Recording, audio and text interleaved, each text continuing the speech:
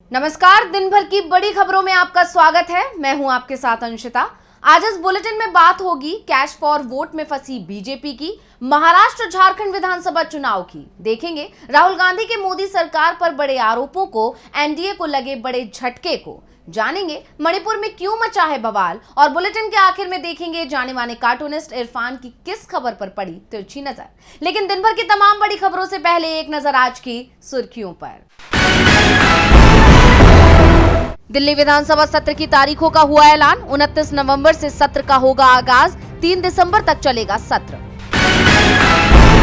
LIC की website पर हुए भाषाई बदलाव पर तमिलनाडु के सीएम स्टालिन ने छेड़ी नई रार। बोले, हिंदी थोपने का प्रचार साधन में बदल गई वेबसाइट, ये भाषाई अत्याचार। हरिनी अमर सूर्या बनी श्रीलंका की नई प्रधानमंत्री। श्रीलंका की तीसरी महिला प्रधानमंत्री हैं हरिनी। दिल्ली यूनिवर्सिटी से की है पढ़ाई। हरे निशान पर बंद हुआ शेयर बाजार। 239 अंकों की बढ़त के साथ 77,578 पर बंद हुआ सेंसेक्स। 64 अंकों की बढ़त के साथ 23,518 पर बंद हुआ निफ्टी। ये तो थी सुर्खियां। अब बात आज की सबसे बड़ी खबर की। महाराष्ट्र में वोटिंग से पहले बवाल मच गया है। बीजेपी और एकनाथ शिंदे की शिवसेना कैश फॉर वोट मामले में फंस गई है। बीजेपी के राष्ट्रीय महासचिव विनोद तावड़े पर पैसे बांटने के आरोप लगे हैं। उनके पास से पुलिस ने 9 लाख रुपए बरामद किया है। आरोप है कि तावड़े 5 करोड़ रुपए का बंटवारा कर रहे थे। इस मामले को लेकर अब बीजेपी बुरी तरह से फंस गई है। महाराष्ट्र की सियासत गरमाई हुई है। आरोप प्रत्यारोप के इस दौर में बीजेपी बुरी तरह से घिर गई है। बीजेपी के राष्ट्रीय महासचिव विनोद तावड़े पर वोट खरीदने के आरोप लगे हैं। बीवीए विधायक क्षितिज ठाकुर और उनके कार्यकर्ताओं की तरफ से दावा किया गया कि नाला सोपारा में तावड़े ने वोटों को खरीदने की कोशिश की है।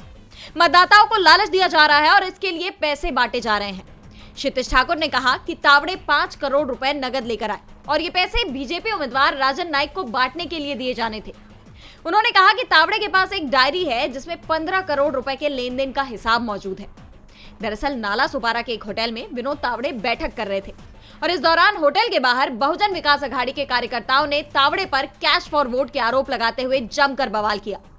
बताया ये भी जा रहा है कि पुलिस ने तावड़े की गाड़ी और होटल के कमरों की भी जांच की। वहीं चुनाव आयोग ने तावड़े के पास से 9 लाख रुपए और कागजात बरामद किए हैं। साथ ही बीजेपी नेता के खिलाफ एफआईआर भी दर्ज कराई है। इसे लेकर शिवसेना यूबीटी सांसद प्रियंका चतुर्वेदी का बयान सामने आया है। उन्होंने कहा कि शिवसेना यूबीटी प्रमुख उद्धव ठाकरे के बैग की चेकिंग चुनाव आयोग की तरफ से बार-बार की गई, पर भाजपा के सचिव विनोद तावड़े का बैग, जो विरार होटल में पैसों के साथ पाया गया। अब भाजपा पर इलेक्शन कमीशन क्या कार्रवाई करेगा? वहीं कांग्रेस सांसद राहुल गांधी ने भी पीएम मोदी पर निशाना साधते हुए ट्वीट किया कि मोदी जी, ये 5 करोड़ किसके सेफ से निकला है? जनता का पैसा लूटकर आपको किसने टेम्पो में भेजा? इस बीच महाराष्ट्र के एक होटल के कमरे से 2 करोड़ कैश बरामद किया गया। ये कमरा एकनाथ शिंदे गुट के नेता जयंत साठे का था, जिसके बाद एनडीए गंभीर आरोपों से घिर गया है। ऐसे में सबसे बड़ा सवाल ये उठ रहा है कि चुनाव आयोग अब क्या करेगा? कैश फॉर वोट मामले में बीजेपी बुरी तरह से उलझती दिखाई दे रही है और इसका असर 20 नवंबर को होने वाले मतदान पर भी पड़ना तय माना जा रहा है। महाराष्ट्र की 288 और झारखंड की 38 सीटों पर वोटिंग होगी। चुनाव के नतीजे 23 नवंबर को आएंगे, तो चुनाव में किन दिग्गजों की किस्मत है दांव पर और कहां है कड़ा मुकाबला, देखिए रिपोर्ट। झारखंड में पहले चरण में 43 सीटों पर मतदान हो चुका है और 20 नवंबर को दूसरे चरण में 38 सीटों पर मतदान होना है। इस चरण में संथाल परगना की 9 सीटें ऐसी हैं जहां कड़ा मुकाबला देखने को मिल सकता है। इन सीटों में सीएम हेमंत सोरेन और उनके 3 मंत्रियों के अलावा विधानसभा के स्पीकर की सीट भी शामिल है। बरहेट सीट पर हेमंत सोरेन का मुकाबला बीजेपी के मालियल हेम्ब्रेस से है। वहीं गांडेय में कल्पना सोरेन के सामने मुनिया देवी है। मधुपुर में मंत्री हफीजुल हसन की टक्कर बीजेपी के गंगा नारायण सिंह से होगी। जामताड़ा सीट पर कांग्रेस के डॉक्टर इरफान और भाजपा से सीता सोरेन आमने सामने है। दुमका सीट पर जेएमएम के बसंत सोरेन और बीजेपी के सुनील सोरेन के बीच टक्कर देखने को मिलेगी। वहीं अब महाराष्ट्र की बात करें तो एक ही चरण में सभी 288 सीटों पर मतदान हो रहा है, जिसमें पोखरी पचप खड़ी सीट पर सीएम एकनाथ शिंदे के सामने शिवसेना यूबीटी ने सीएम शिंदे के राजनीतिक गुरु आनंद दिघे के भतीजे केदार दिघे को उतारा है। वहीं बारामती में पवार वर्सेस पवार का मुकाबला है। अजित पवार के सामने उनके ही भतीजे युगेंद्र पवार मैदान में है। मुंबई की वर्ली सीट पर उद्धव ठाकरे के बेटे आदित्य ठाकरे का मुकाबला शिंदे गुट के मिलिंद देवड़ा से है। वहीं बांद्रा ईस्ट से बाबा सिद्दीकी के बेटे और अजित गुट के प्रत्याशी जीशान सिद्दीकी के सामने एमवीए के वरुण देसाई हैं।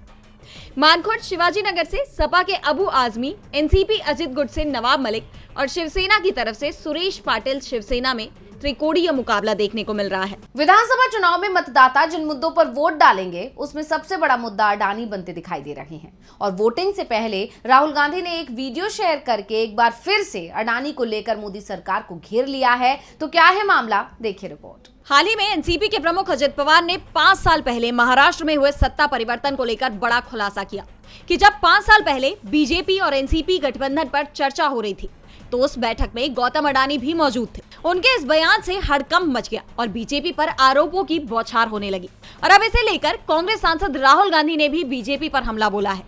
राहुल ने कांग्रेस प्रवक्ता पवन खेड़ा के साथ अपनी बातचीत का एक वीडियो शेयर किया जिसमें वो ये कहते हुए सुने जा सकते हैं कि एक तरफ वित्तीय संस्थान है और दूसरी तरफ राजनीतिक संस्थान, और अब वो यानी गौतम अडानी ये तय करेंगे कि विधानसभा कौन चलाएगा।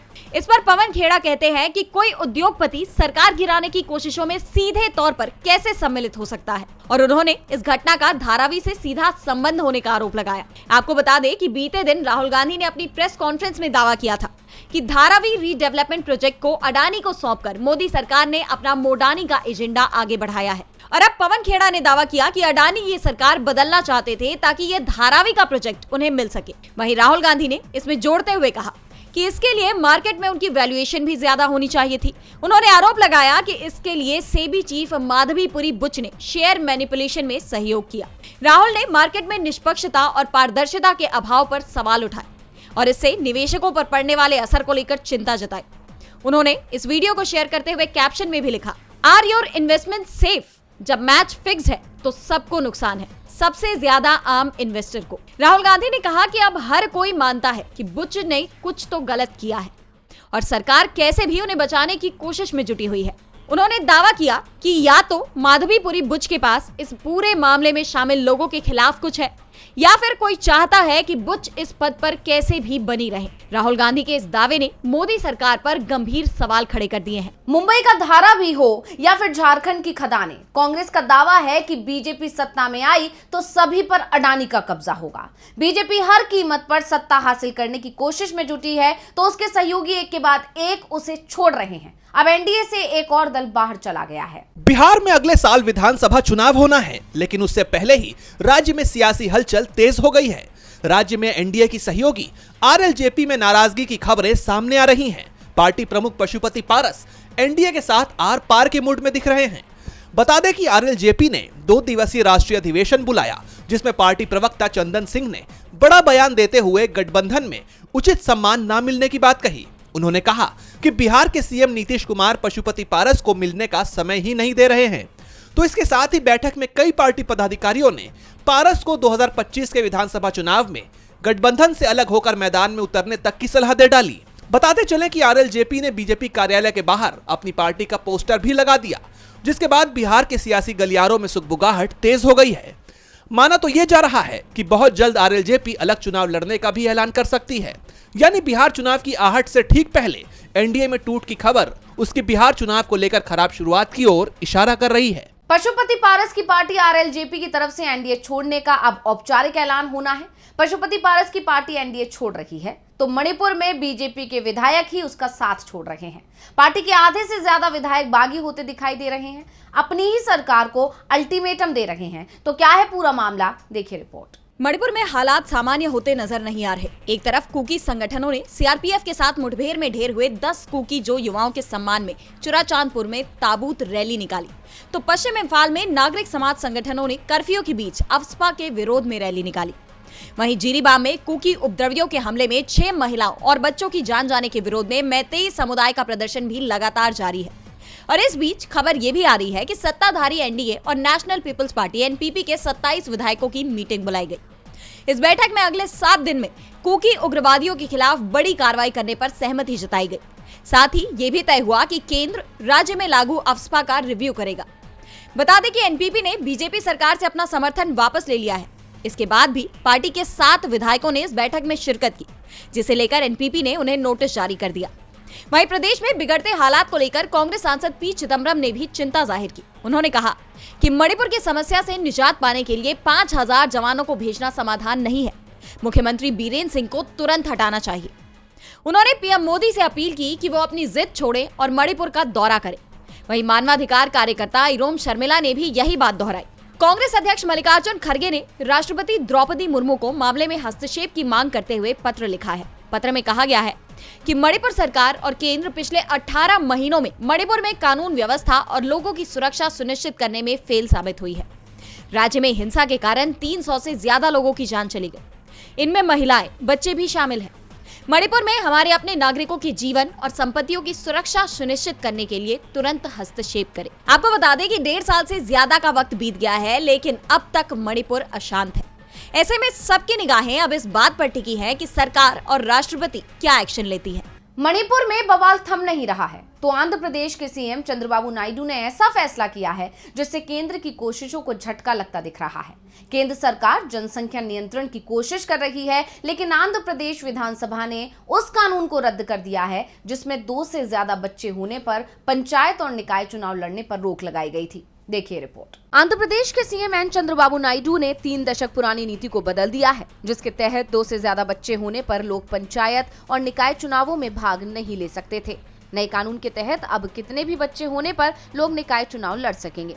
बता दें कि 1994 में राज्य के तत्कालीन मुख्यमंत्री की तरफ से शुरू किए गए 2 बच्चों के नियम का मकसद जनसंख्या वृद्धि को नियंत्रित करना था, जिससे 2 से ज्यादा बच्चों वाले उम्मीदवारों को ग्राम पंचायतों, मंडल प्रजा परिषदों और जिला परिषदों के लिए चुनाव लड़ने की मनाही थी। लेकिन अब 30 साल बाद राज्य सरकार ने इस कानून को बदल दिया है। इस फैसले के पीछे मोदी सरकार की नीति को सबसे ज्यादा जिम्मेदार बताया जा रहा है। दरअसल केंद्र सरकार लोकसभा सीटों के लिए सीमांकन का काम कराने जा रही है। नए सिरे से सीटें तय होंगी। लोकसभा में करीब 50 से 60% सीटें बढ़ाई जा सकती हैं। एक तरफ दक्षिण भारत के राज्यों में जनसंख्या वृद्धि दर काफी कम है तो उत्तर भारत में ये ज्यादा है। ऐसे में सीमांकन के दौरान दक्षिण के राज्यों को नुकसान होने और उत्तर के राज्यों में लोकसभा की सीटें ज्यादा बढ़ सकती हैं।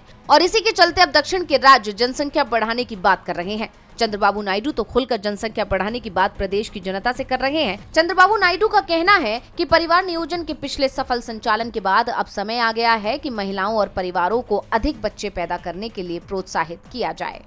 तो नायडू ने अब जो ऐलान किया है उससे साफ है कि देश में जनसंख्या नियंत्रण के प्रयास मोदी सरकार की नीति ही फेल कर देगी।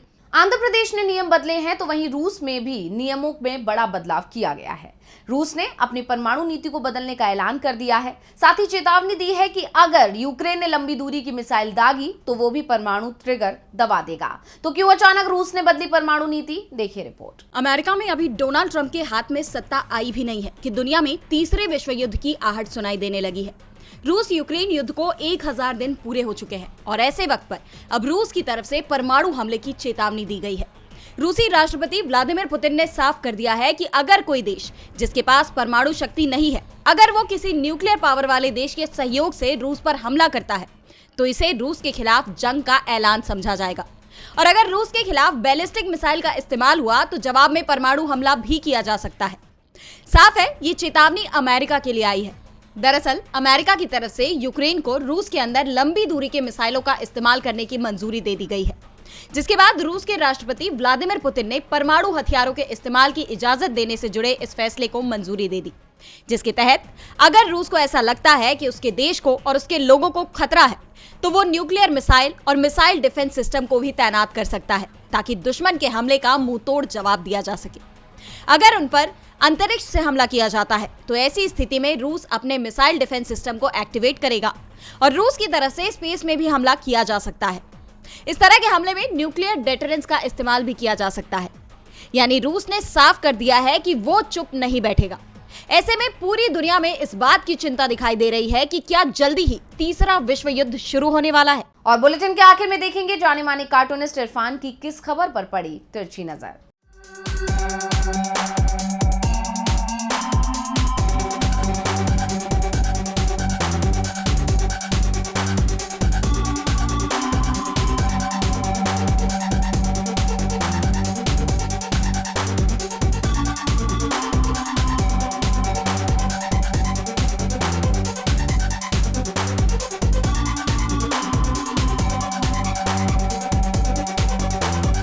देश की पूर्व प्रधानमंत्री इंदिरा गांधी की बरसी आज कब निकल गई पता ही नहीं चला। हालांकि देश में कुछ लोग ऐसे हैं जो उनका नाम जब भी लेते हैं इमरजेंसी का जिक्र ज़रूर करते हैं। हालांकि इमरजेंसी के उस डब्बे को अगर छोड़ दिया जाए तो इंदिरा गांधी ने इस देश के लिए इतना सब कुछ किया है कि उनके नाम को भुलाए जाना इस देश के लिए बहुत मुश्किल।